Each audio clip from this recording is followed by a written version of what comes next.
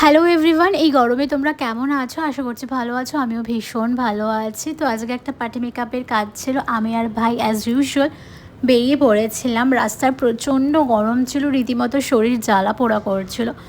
তো যাই হোক, আজকের লোকেশন ছিল আমাদের রাজারহাট সিদ্ধা পাইনের ওখানে।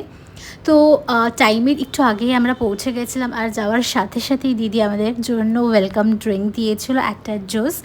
তো সেটা গরমের জন্য ভীষণই হেল্পফুল ছিল। অ্যান্ড তারপরে আমরা মেকআপের সব জিনিসপত্র অ্যারেঞ্জ করে নিয়েছিলাম। তারপরে দিদি বসে গেছিলো মেকআপে।